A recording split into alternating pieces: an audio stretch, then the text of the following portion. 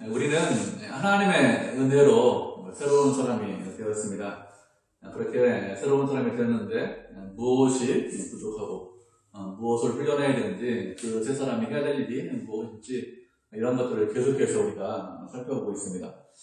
처음 살펴본 것이 무엇이냐? 거짓을 버리고 참된 것을 말하라, 이것입니다.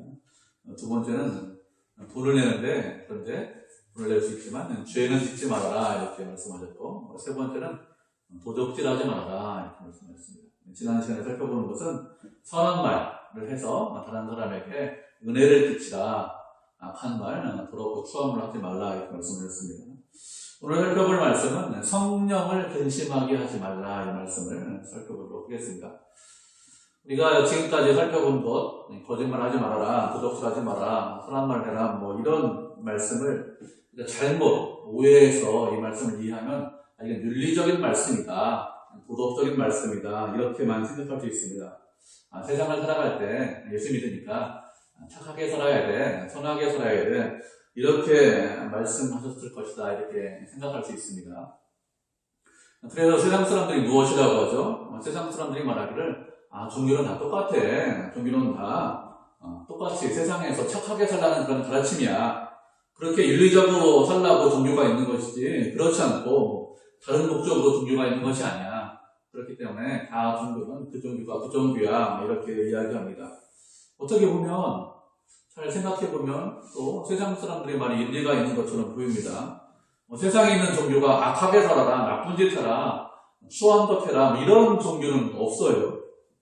다 착하게 살라고 하고 윤리적으로 살라고 합니다. 그래서 얼마든지 종교가 다 비슷하다, 이렇게 생각을 할 수 있습니다.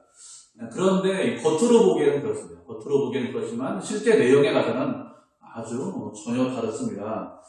그렇다고 우리가 세상에서 윤리적으로 살지 말고 도덕적으로 살지 말아야 되느냐, 그런 뜻은 아닙니다. 당연히 윤리적으로 살아야 되고 도덕적인 행동을 해야 됩니다. 그런데 우리에게 하신 말씀이 단순히 윤리적인 의미만 있느냐, 그런 뜻은 아닙니다. 하나님께서 우리에게 거짓말하지 말아라, 도덕질하지 말아라, 선한 말을 하고 또 은혜를 끼쳐라, 이렇게 말하는 이유가 무엇이냐? 그렇게 말씀하시는 이유가 무엇이냐면 우리가 당신의 자녀이기 때문에, 우리가 하나님의 자녀이기 때문에 이 말씀을 하시는 것입니다. 이 말씀을 한 구절 살펴보도록 하겠습니다. 요한복음 6장 28절 29절 말씀 살펴보도록 하죠. 요한복음 6장 28절 29절 말씀입니다.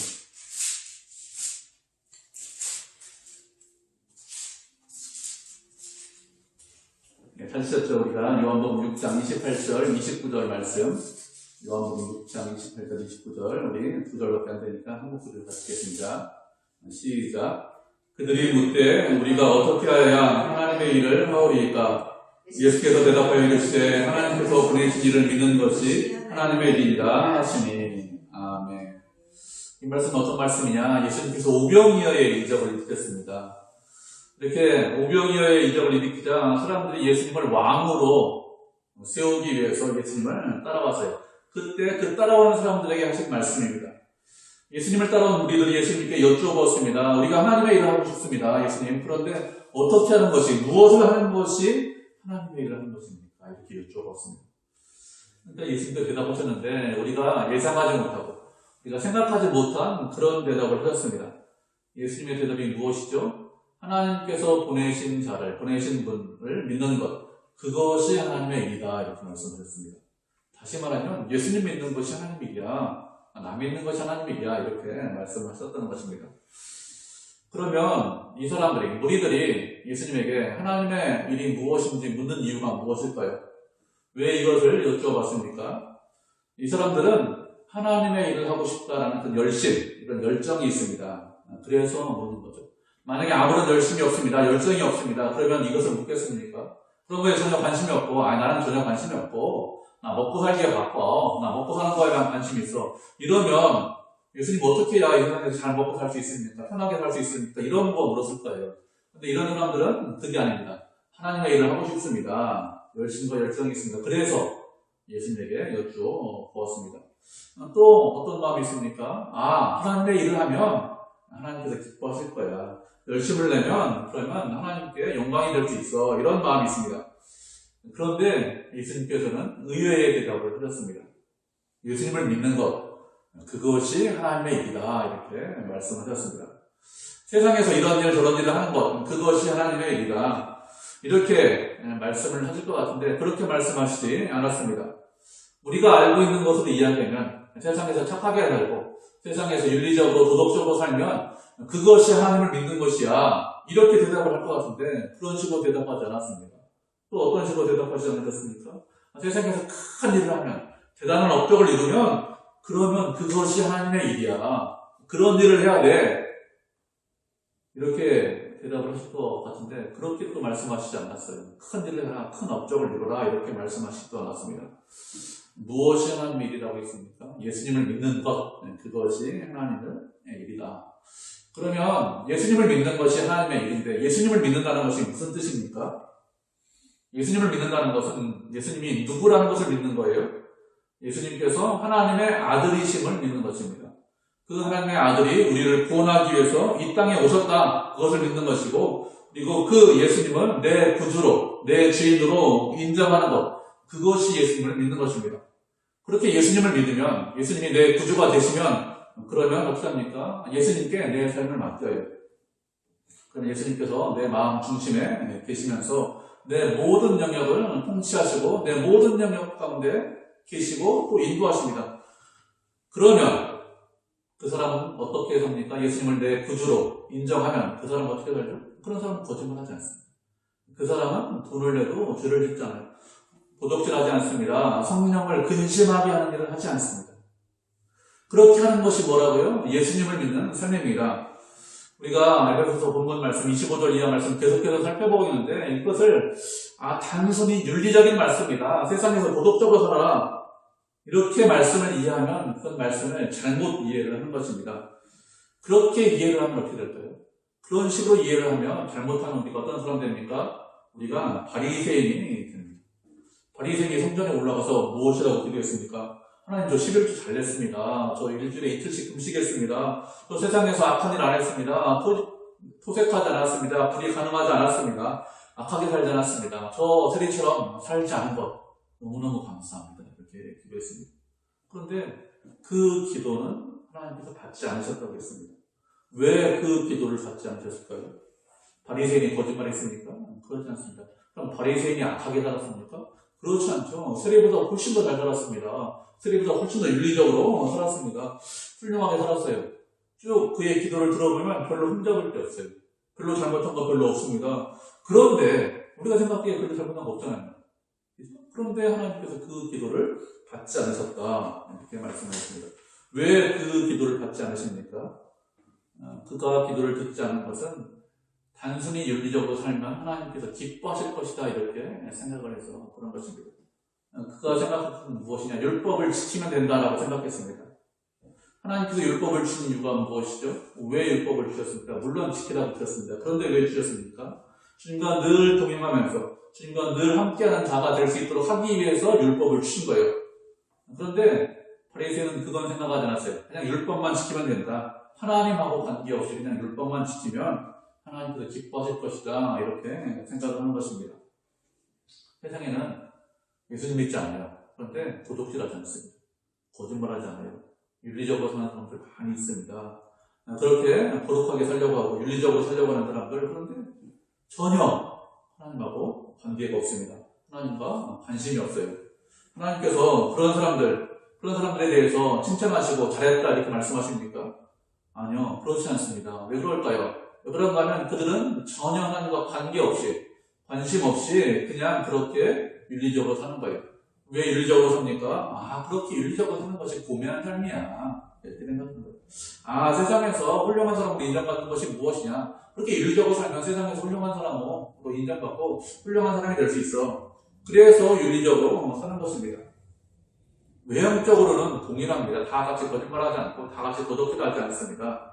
그런데 그리스도 안에서 하나님 안에서 그런 행동을 했느냐 아니면 스스로 하나님과 관계없이 그런 행동을 했느냐 이것에 따라서 큰 차이가 있습니다.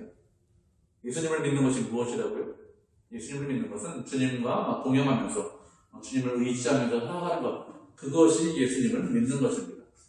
그렇게 주님을 의지하기 때문에 거짓말하지 않고 도적질하지 않는 거예요. 잘못 이해하면, 그러니까 잘못 이해하면 이렇게 이해할 수 있습니다. 이런저런 종교적인 일을 하면 그것이 예수님을 믿는 것이다 이렇게 생각을 할 수 있습니다. 그런데 예수님을 전혀 믿지 않으면서 예수님과 전혀 관계가 없으면서 예배드리고 헌금하고 기도하고 세상에서 윤리적으로 살 수 있습니다. 그런데 전혀 예수님과 관계 없을 수 있습니다. 관계없이 예수님과 관계없이 전혀 관계없이 이런 일을 하면 예수님께서 기뻐하시느냐, 예수님께서 잘했다고 칭찬하시느냐, 그렇지 않습니다.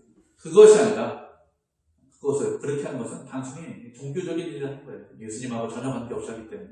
우리는 어떻게 됩니까? 예수님을 믿기 때문에 예수님이 나하고 관계에 있고 내 안에 계시기 때문에, 그래서 하나님의 자녀이기 때문에 하나님께서 우리를 구원하시고 우리가 자녀이기 때문에 그것 때문에 우리가 윤리적으로 사는 것입니다.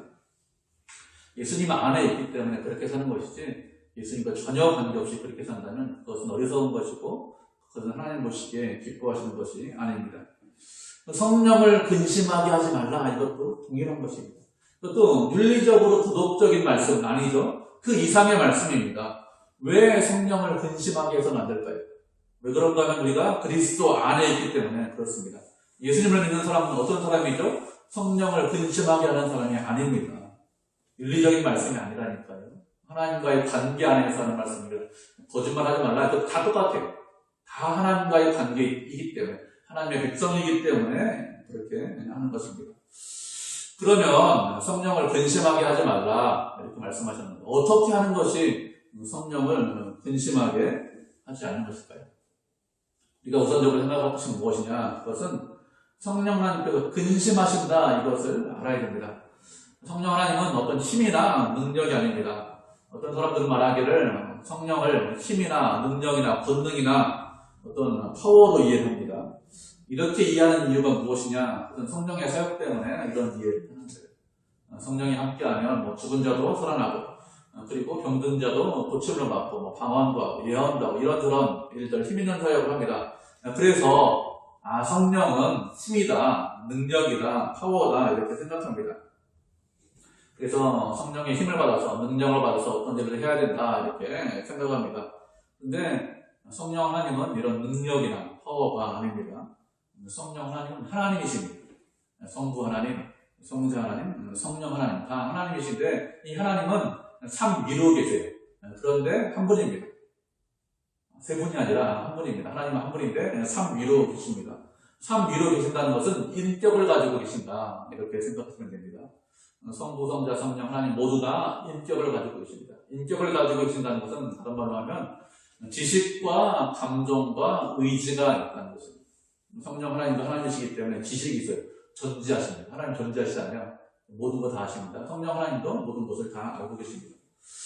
그리고 감정이 있습니다. 우리가 좋아하는 것, 싫어하는 것 이렇게 있듯이 하나님도 감정을 갖고 계십니다. 좋아하시는 것, 싫어하시는 것, 기뻐하시는 것, 즐거워하시는 것, 슬퍼하시는 것, 이런 감정을 가지고 계십니다. 그것뿐만 아니라 또 무엇을 갖고 계세요? 의지를 갖고 계십니다. 성령 하나님도 하나님이시기 때문에 이것을 하시겠다, 이것을 이루시겠다, 이런 의지가 있습니다. 그렇기 때문에 하나님께서 어떻게 하신다고요? 성령 하나님께서 근심하신다 이렇게 말씀하고 있습니다. 우리의 상태에 따라서 염려도 하시고 걱정도 하시고 근심도 하십니다. 하나님이십니다. 우리가 하나님이기 때문에 잘 생각할 것은 무엇이냐면 하나님 스스로 자존하신 분이에요. 스스로 독립적인 분입니다. 인간에게, 우리들한테 전혀 영향을 받지 않으시고 어떤 일을 하실 수 있습니다. 우리가 어떻게 일을 하든지, 어떤 상태가 있든지 우리와 전혀 관계없이 무엇이든지 그렇게 하실 수 있겠죠. 하나님이시기 때문에 얼마든지 그렇게 하실 수 있습니다. 성령님도 얼마든지 그렇게 하실 수 있습니다. 그런데 무엇이라고 말씀하셨어요? 우리의 말과 행동과 생각 이런 것에 따라서 영향을 받으신다 이렇게 말씀하셨습니다. 어떻게 이렇게 될 수 있을까요? 사실은 아무런 영향을 받지 않으셔도 크게 문제가 없습니다. 그냥 스스로 움직이시고 스스로 자전하신 분이기 때문에 그냥 행동하셔도 크게 문제가 없는데, 그런데도 영향을 받으신다 이렇게 말씀하셨습니다. 왜 이렇게 영향을 받으신가 하면 성령 하나님께서 우리의 수준까지, 인간의 수준까지 낮추셨기 때문에 이렇게 영향을 받으신다 이렇게 말씀을 하시는 것입니다. 성령 하나님은 어떤 분입니까? 성령 하나님은 아버지의 영입니다. 그리고 또 동시에 아들의 영입니다. 그래서 아들의 영이기 때문에 예수님께서 어떻게 하셨습니까? 스스로 종이 되셨어요. 스스로 자기 자신을 낮추셨습니다. 인간이 되셔서 우리를 섬기고 십자가에 달려 돌아가셨죠. 우리의 모든 죄짐을 짊어지셨습니다. 누가 강요한 것이 아니죠. 예수님 스스로 그렇게 하셨습니다. 그렇게 스스로 예수님께서 낮추셨기 때문에 성령이 예수님의 영이기 때문에 예수님의 영인 성령도 스스로 낮추십니다. 그래서 우리 안에 계시고 우리와 함께 계시면서 우리에게 영향을 받으신다 이렇게 말씀을 하십니다. 왜 영향을 받으신다고요? 스스로 낮추셨기 때문에 영향을 받으십니다. 또 왜 영향을 받으실까요? 왜 그런가 하면 우리 안에 계시면서 우리를 사랑하시기 때문에 그렇습니다. 예를 들면 이런 겁니다. 우리가 우리 자녀들의 행동을 보고 근심하기도 하고 염려하기도 하고 걱정하기도 하고 또 안타까워하기도 합니다. 자녀들의 인생을 우리가 대신 털어주지 못하죠. 그런데 자녀들의 인생을 보면서 근심하고 염려합니다. 어떤 일을 했는데 좀 부족해요. 왜 이렇게 좀 부족할까? 조금 더 좀 이렇게 좀 성숙하게 일하면 안 될까? 이런 마음이 듭니다. 또 어떤 일이 했는데 힘들어하고 낙심할 때도 있고 좌절할 때가 있습니다. 그렇게 자녀들이 낙심하고 좌절하는 걸 보면 어떻습니까? 안타까워하죠. 부모님들 근심합니다. 대신 살아주지 못하는데 안타까워해요. 왜 그럴까요? 왜 그런가 하면 그들을 우리의 자녀이기 때문에 우리가 우리의 자녀들을 사랑하기 때문에 그렇습니다. 다른 사람이면 다른 집 자식이면 우리가 그렇게 안타까워하겠습니까? 그렇지 않죠. 내 자식이기 때문에 내가 사랑하기 때문에 안타까워하는 것입니다. 성령 하나님도 마찬가지입니다. 우리 안에 계시고 또 우리를 사랑하시기 때문에 우리의 말과 행동과 생각 때문에 근심을 하십니다. 우리가 하나님의 자녀이기 때문에 하나님의 자녀답게 살기를 원하십니다. 그런데 자녀답게 살지 못해요. 세상 사람들처럼 삽니다. 세상에서 빠져 있습니다. 그러면 어떨까요? 당연히 근심하시고 염려하십니다. 우리는 어떻게 됩니까? 하나님께서 근심하지 않도록 해야 되겠죠. 그것이 하나님께서 원하시는 것입니다. 그러면 성령 하나님께서 근심하지 않도록 하기 위해서 할 일이 무엇일까요? 무엇을 해야 되는지 우리가 말씀 한 구절 살펴보도록 하겠습니다. 고린도전서 3장 16절, 17절 말씀 우리 살펴보도록 하죠. 고린도전서 3장 16절, 17절 말씀입니다.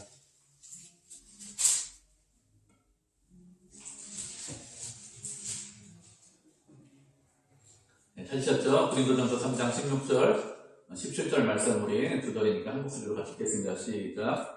너희는 너희가 하나님의 성전인 것과 하나님의 성령이 너희 안에 계시는 것을 알지 못하느냐? 누구든지 하나님의 성전을 더럽히면 하나님이 그 사람을 멸하시리라. 하나님의 성전은 거룩하니 너희도 그러하니라. 아멘. 사도 바울이 고린도 교회 성도들에게 편지를 보내는 말이죠.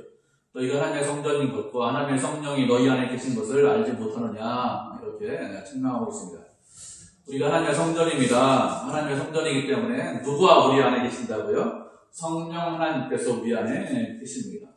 성령 하나님을 가장 근심하게 하는 것이 무엇이냐? 그것은 성령 하나님이 우리 안에 계신 것을 잘 알지 못하는 거예요. 인식하지 못하고 인지하지 못하고 깨닫지 못하는 것입니다.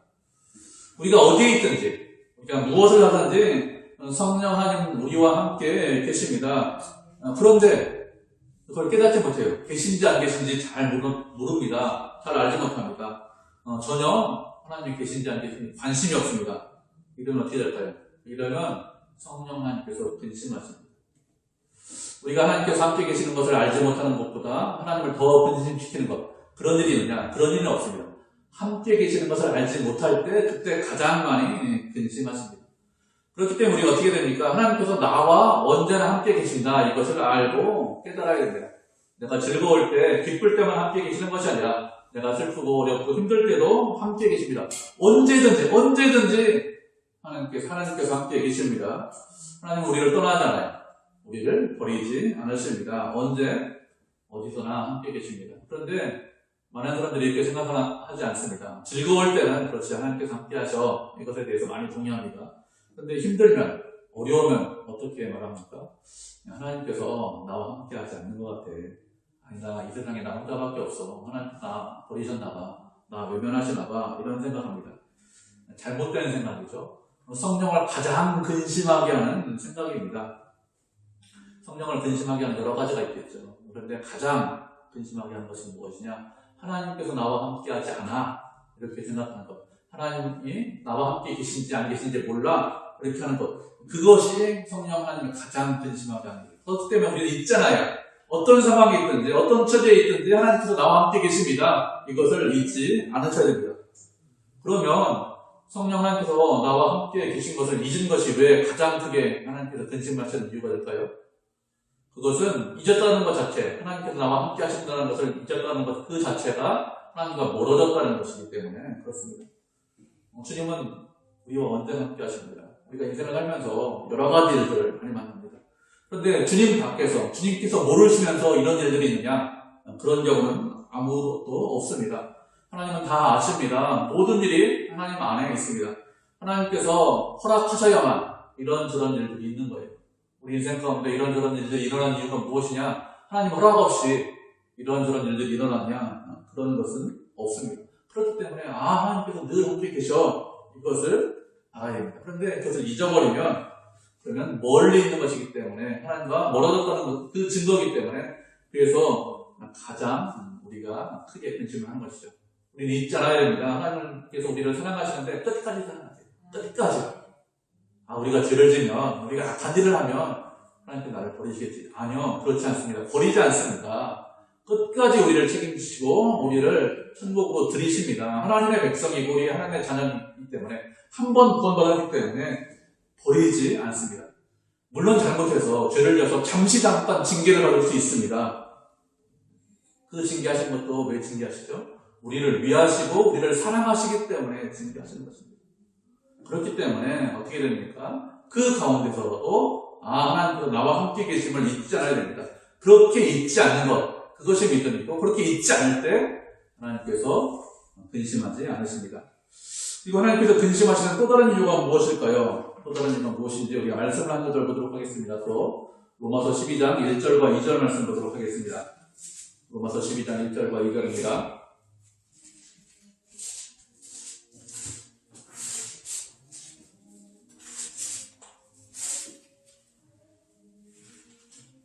로마서 12장 1절 2절 찾으셨죠?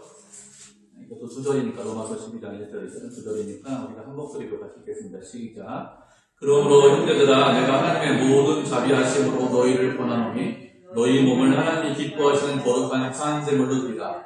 이는 너희가 드릴 영적 예배니라. 너희는 이 세대를 본받지 말고 오직 마음을 새롭게 함으로 변화를 받아 하나님의 선하시고 기뻐하시고 온전하도록 하라. 아멘. 사도 바울이 로마 교회 성도들에게 권면하는 말씀입니다. 1절 보면 무엇이라고 권면하고 있습니까? 우리의 몸을 하나님이 기뻐하시는 거룩한 산 제물로 드려라 이렇게 권면하고 있습니다. 이 말씀은 무슨 뜻이냐? 우리가 살아있는 동안에 우리의 몸을 드리라는 것입니다. 죽은 이후에 제물은 죽은 이후에 드리는데 죽은 이후에 그렇게 주님을 위해서 살겠다 이렇게 하는 것이 아니라 우리가 살아있는 동안에 우리의 몸을 드리면 그것이 영적 예배라는 것이죠. 그렇게 우리가 우리의 몸을 드리면 주님께서 우리를 사용하십니다. 주님의 뜻대로, 주님께서 필요하신 대로, 주님께서 원하시는 대로 저를 사용하십시오. 이렇게 우리의 몸을 드리고, 우리의 시간을 드리고, 우리의 모든 것을 드리면 주께서 그렇게 사용을 하신다는 거예요. 그렇게 드려라 이렇게 말씀하고 있습니다. 그리고 또 무엇을 해야 될까요? 2절 보면 이 세대를 본받지 말라 이렇게 말씀하고 있습니다. 우리가 세상 사람들처럼 살면 그러면 이 세대를 본받으면 어떻게 될까요? 그러면 하나님께서 근심하십니다. 세상 사람들, 우리가 세상에 살고 있는데 세상 사람들 어떻게 삽니까? 세상 사람들은 이 세상을 살 때 자신의 욕심을 이루면서 살죠. 육신의 정욕과 안목의 정욕과 이생의 자랑을 위해서 삽니다. 내 육체를 위해서 살아요. 하나님께서 우리에게 말씀하시기를 우리의 몸을 드려라, 우리의 몸을 바쳐라 이렇게 말씀하셨습니다. 그런데 세상 사람들은 어떻게 삽니까? 하나님께 자신의 몸을 드리는 것이 아니라 나 자신을 위해서 삽니다. 내 정욕을 위해서, 내 육체를 위해서, 내 욕심을 이루면서 내가 어떻게 하면 편할까? 내가 어떻게 하면 즐거울까? 내가 어떻게 하면 재밌을까? 이런 것을 위해서 삽니다. 육신의 정욕을 위해서 사는 것이죠. 그리고 안목의 정욕을 위해서 삽니다. 안목의 정욕은 무엇이죠? 내 눈에 보기 좋은 대로 사는 것입니다.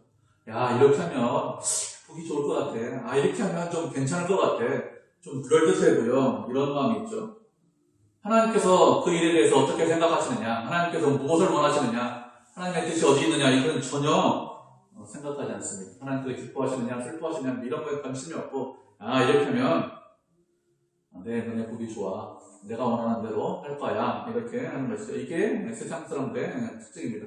이렇게 눈에 보기 좋은 대로 육신에 전역되어 살면 어떻게 합니까? 근심하죠. 우리가 어떻게 살아야 됩니까? 눈에 보기 좋은 대로 사는 것이 아니라 말씀에 순종하고 말씀대로 살아야 되겠죠. 또 세상 사람들의 특징이 무엇일까요? 이생의 자랑입니다. 이생의 자랑이라는 것은 무엇이냐? 이 세상에 있는 동안에만 필요한 것들에 대해서 관심 있고 자랑하는 것입니다. 영원한 것에 대해서는 전혀 관심이 없어요. 영원한 것에 대해서는 무지합니다. 그리고 영원한 것에 대해서는 신경도 쓰지 않습니다. 오직 무엇에만 관심이 있을까요? 이 세상에 필요한 것들, 단순한 것들, 짧은 것들, 이 세상에 있어야만 되는 것들, 이 세상에서 필요하고 쓸모 있는 것들, 그런 것에만 관심이 있고 그런 것을 위해서 살고 그런 것을 자랑해요. 이것이 이생의 자랑인데 이 세상 사람들의 특징입니다. 이렇게 세상 사람들을 본받으면, 이 세대를 본받으면 하나님께서 근심하십니다. 우리는 어떻게 살아야 됩니까? 이 세대를 본받는 것이 아니라 우리가 어떻게 살아야 된다고요? 우리의 마음을 새롭게 함으로 변화를 받아야 됩니다. 그냥 있는 것이 아니라 우리가 변화받아야 됩니다. 마음을 새롭게 해서 변화를 받아야 됩니다. 그래서 어떻게 됩니까? 하나님께서 선하시고 기뻐하시고 온전하신 뜻이 무엇인지 분별하고 그 분별한 뜻대로 순종하면서 살 수 있어야 됩니다. 그래야 하나님께서 기뻐하십니다. 하나님께서 내 인생에서 원하시는 것이 무엇인지 분별할 수 있어야 됩니다. 그래야 하나님께서 근심하지 않습니다.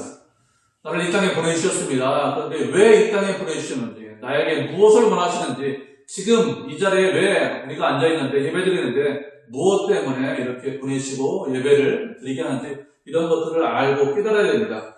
그래야 하나님께서 근심하시잖아요. 그렇지 않으면 근심하십니다. 우리의 자녀가 있죠. 우리의 자녀가 있는데 어떻게 살아야 하는지 잘 몰라요. 무엇을 해야 되는지 모르고 방황하고 있습니다. 인생을 방황합니다. 그럼 부모된 우리가 어떻게 합니까? 대신은 살아주지 못하고 근심하고 걱정합니다. 성령 하나님도 비슷합니다. 우리가 무엇을 해야 될지 모릅니다. 어떻게 살아야 될지 모릅니다. 그러면 근심하십니다. 염려하십니다. 그렇기 때문에 나에게 원하시는 것이 무엇인지 이것을 알고 깨달아야 됩니다. 나를 향하신 주님의 뜻이 무엇일까? 이것에 대해서 고민하시고 그리고 지금 무엇을 해야 되는지 그것을 알아야 됩니다. 이렇게 알기 위해서 어떻게 될까요? 이런 것을 알기 위해서 우리가 필요한 것이 무엇이냐? 잘하고 성장해야 됩니다. 그냥 있으면 그냥 가만히 있어 보세요. 하나님의 뜻을 알 수 있으니까.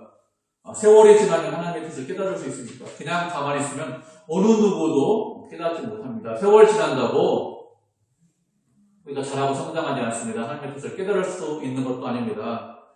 무엇인지, 주님의 뜻이 어디 있는지, 하나님 제가 잘하겠습니다. 성장하겠습니다. 하나님의 뜻대로 순종하겠습니다. 이런 마음을 가지고 잘하고 성장하려고 주님 앞에 자꾸 나와야 돼요. 그렇게 잘하고 성장하기 위해서 무엇을 해야 됩니까? 하나님의 말씀을 배우고 익혀야 됩니다. 그래야 말씀을 배우고 익혀야 어떻게 됩니까? 우리의 마음이 새롭게 됩니다. 말씀을 모르면 우리의 마음이 새롭게 되지 않습니다. 말씀을 모르면 무엇이 잘못됐는지 모릅니다. 무엇을 버려야 되고 무엇을 해야 되는지 알지 못해요. 깨닫지 못합니다. 그래서 말씀을 배워야 되는 것입니다. 분별할 수 있어요. 말씀을 배우면 분별할 수 있습니다. 그런데 말씀을 모르면 분별하지 못하죠. 그러니까 마음이 새롭게 될 리가 없죠. 마음이 새롭게 되야 되는데 하나님의 말씀이고 하나님께서 역사하셔야만 마음이 새롭게 될 수 있습니다. 그렇기 때문에 그렇게 말씀을 통해서 잘하고 성장해야 그래야 우리가 마음을 새롭게 하고 또 하나님의 뜻을 분별할 수 있습니다. 두 번째로 또 우리가 무엇을 해야 될까요? 기도해야 됩니다. 중요합니다. 기도하는 것이 아닌 것도 아니다 이렇게 생각할 수 있는데 기도하셔야 됩니다. 기도한다는 것이 무슨 뜻입니까? 기도한다는 것은 주님과 교제한다는 것입니다. 하나님과 교제하면서 저는 하나님 이런 상황에 처해 있습니다. 저는 하나님 이런 것이 부족한 것 같습니다. 저는 이런 것이 깨닫지 못합니다. 그러니 저 부족한 거 이런 거 부족한 거 주님께서 아시니까 좀 채워주시고 제가 깨닫지 못하는 거 좀 깨닫게 해주십시오. 이렇게 하면서 기도하면서 교제하면서 하나님의 응답을 받으셔야 됩니다. 그렇게 응답받아서 하나님께서 원하시는 것이 무엇인지 알고 깨달아야 그래야 하나님의 뜻대로 우리가 살 수 있습니다. 그렇게 살면 성령 하나님께서 근심하시지 않아요. 근데 잘 몰라요. 대부분의 사람들이 그냥 예배 드리는 것으로 끝납니다. 그냥 또 예배 드렸으니까 수요일날 예배 드렸으니까 주일날 예배 드렸으니까 다 했겠지. 아닙니다. 예배 드리는 그 자체가 목적이 아니라 물론 예배 드리는 것도 중요해요. 그렇지만 우리가 예배를 통해서 하나님의 뜻을 발견하고 잘하고 성장하기를 원하십니다. 우리 모두에게 원하시는 것이 있어요. 무엇을 우리 모두에게 원하실까요? 우리 모두에게 원하시는 것은 거룩한 사람이 되기를 원하는 건 우리 모두에게 원하십니다. 하나님께서 무엇이라고 말씀하셨습니까? 내가 거룩하니 너희도 거룩해라. 이렇게 말씀하셨습니다. 하나님의 뜻을 깨달았는데 세상에서 죄짓고 악한 일 했다. 그런 깨달음은 없습니다. 그런 건 없어요. 다 거룩하게 살라고 해야 됩니다. 거룩하지 않아도 되는 사람은 아무도 없습니다. 목사도 그렇게 해야 되고, 뭐 성도도 그렇게 해야 되고, 누구나 다 거룩을 해야 됩니다. 그렇기 때문에 거룩해야 된다. 모든 사람에게 해당되는 말씀입니다. 그래서 거룩을 향해 달려가야 된다. 이것은 다 동일합니다. 그런데 또 우리 각자에게 맡기신 사명은 다 다릅니다. 이 땅에 있으면서 내가 하나님을 위해서 무엇을 해야 되고 어떻게 살아야 하나님께서 기뻐하실까? 나를 통해서 무슨 일을 하실까? 이런 것들을 알고 깨달아야 됩니다. 다른 사람이 아니죠. 옆에 있는 사람 아닙니다. 내가 무슨 일을 해야 되는지 그것을 깨달아야 됩니다. 어떻게 깨달을까요? 성령 안에 계시면서 하나님과 교통하면서 깨달아야 됩니다. 묻고 모르기 때문에 물어야 돼요. 하나님 잘 모르겠습니다. 모르니까요. 그러니 깨닫게 해주십시오. 지혜가 부족합니다. 후회지시고 부짓지 않는다고 말씀하셨어요. 주님 그러니 지혜를 주십시오. 깨닫게 해주십시오. 이렇게 묻고 또 깨닫고 깨달은 만큼 우리가 순종하고 달려가면 그러면 하나님께서 근심하시는 것이 아니라 기뻐하십니다. 그렇게 하는 것을 통해서 영광을 받으십니다.